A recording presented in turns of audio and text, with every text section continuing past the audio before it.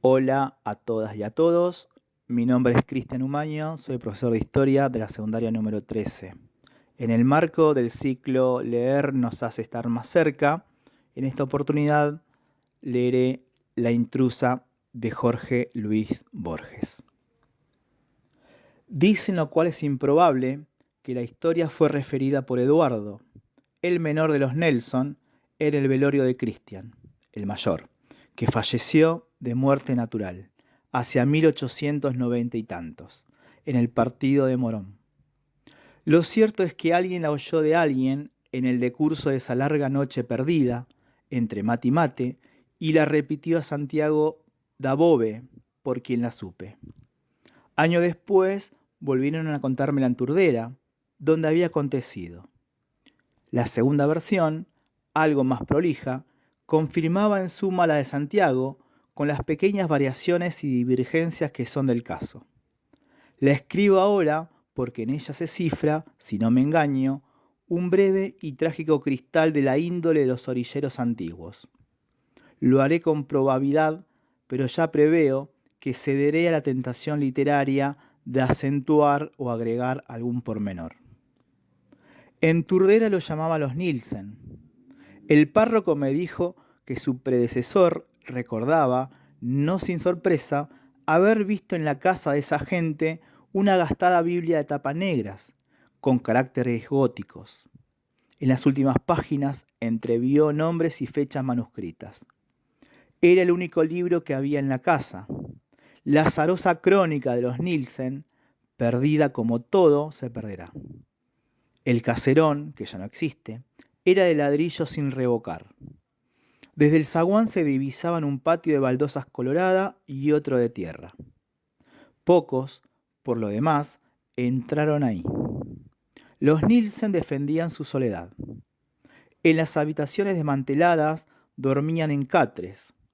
Sus lujos eran el caballo, el apero, la daga de hojas cortas, el atuendo rumboso de los sábados y el alcohol pendenciero. Sé que eran altos, de melena rojiza. Dinamarca o Irlanda, de las que nunca oirían hablar, andaban por la sangre de esos dos criollos. El barrio los temía a los colorados. No es imposible que debieran alguna muerte. Hombro a hombro pelearon una vez a la policía. Se dice que el menor tuvo un altercado con Juan Iberra, en el que no llevó la peor parte, lo cual, según los entendidos, es mucho. Fueron troperos, cuarteadores, cuatreros y alguna vez tahúres. Tenían fama de ávaros, salvo cuando la bebida y el juego los volvían generosos. De sus deudos nada se sabe y ni de dónde vinieron. Eran dueños de una carreta y una yunta de bueyes. Físicamente diferían del compadraje que dio su apodo forajido a la Costa Brava. Esto, y lo que ignoramos, ayuda a comprender lo unido que fueron. Malquistarse con uno era contar con dos enemigos. Los Nielsen eran calaveras, pero sus episodios amorosos habían sido hasta entonces de zaguán o de casa mala. No faltaron, pues, comentarios cuando Christian llevó a vivir con él a Juliana Burgos. Es verdad que ganaba así una sirvienta, pero no es menos cierto que la colmó de horrendas baratijas y que la lucía en las fiestas. En las pobres fiestas de conventillo, donde la quebrada y el corte estaban prohibidos y donde se bailaba, todavía, con mucha luz. Juliana era de tez morena y de ojos rasgados. Bastaba que alguien la mirara para que se sonriera. En un barrio modesto, donde el trabajo y el descuido gastan a las mujeres, no era mal parecida. Eduardo las acompañaba al principio. Después emprendió un viaje a Arrecifes por no sé qué negocio. A su vuelta llegó a la casa una muchacha que había levantado por el camino y a los pocos días la echó. Se hizo más hosco. Se emborrachaba solo en el almacén y no se daba con nadie. Estaba enamorado de la mujer de Cristian. El barrio, que tal vez lo supo antes que él, previó con alevosa alegría la rivalidad latente de los hermanos. Una noche, al volver tarde de la esquina, Eduardo vio al oscuro de Cristian atado al palenque. En el patio, el mayor estaba esperándolo con las mejores pilchas. La mujer iba y venía con el mate en la mano. Cristian le dijo a Eduardo: «Yo me voy a una farra en lo de Farías. Ahí la tenés a la Juliana. Si la querés, usala». El tono era entre mandón y cordial. Eduardo se quedó un tiempo mirándolo. No sabía qué hacer. Cristian se levantó. Se despidió de Eduardo, no de Juliana, que era una cosa. Montó a caballo y se fue al trote, sin apuro. Desde aquella noche la compartieron. Nadie sabrá los pormenores de esa sórdida unión que ultrajaba las decencias del arrabal. El arreglo anduvo bien por unas semanas, pero no podía durar. Entre ellos, los hermanos no pronunciaban el nombre de Juliana, ni siquiera para llamarla, pero buscaban y encontraban razones para no estar de acuerdo. Discutían la venta de unos cueros, pero lo que discutían era otra cosa.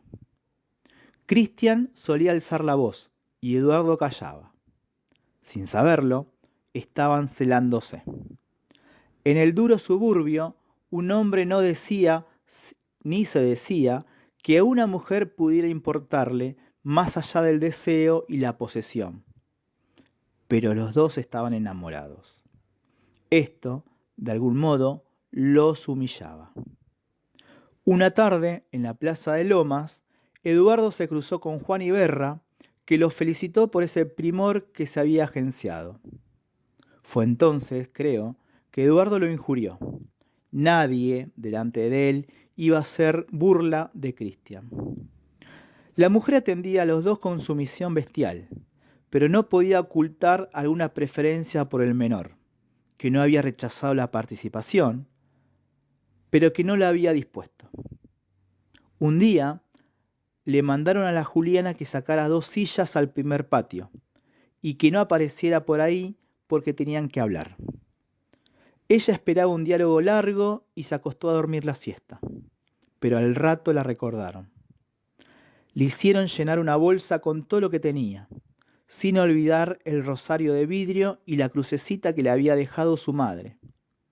Sin explicarle nada, la subieron a la carreta y emprendieron un silencioso y tedioso viaje. Había llovido. Los caminos estaban muy pesados y serían las 11 de la noche cuando llegaron a Morón. Ahí la vendieron a la patrona del prostíbulo. El trato ya estaba hecho. Cristian cobró la suma y la dividió después con el otro. En Turdera, los Nielsen, perdidos hasta entonces en la mañana, que también era una rutina, de aquel monstruoso amor, quisieron reanudar su antigua vida de hombres entre hombres. Volvieron a las trucadas, al reñidero, a las juergas casuales. ¿Acaso alguna vez se creyeron salvados, pero no solían incurrir cada cual por su lado en injustificadas o harto justificadas ausencias? Poco antes de fin de año, el menor dijo que tenía que hacer en la capital. Cristian se fue a Morón. En el palenque de la casa que sabemos, reconoció al overo de Eduardo. Entró. Adentro estaba el otro, esperando turno.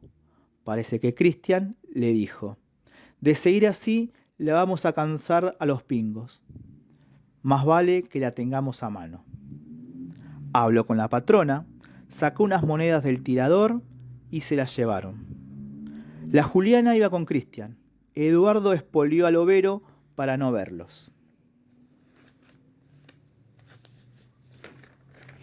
Volvieron a lo que ya se ha dicho. La infame solución había fracasado. Los dos habían cedido a la tentación de hacer trampa.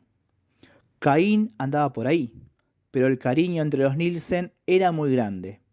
Quién sabe qué rigores y qué peligros habían compartido.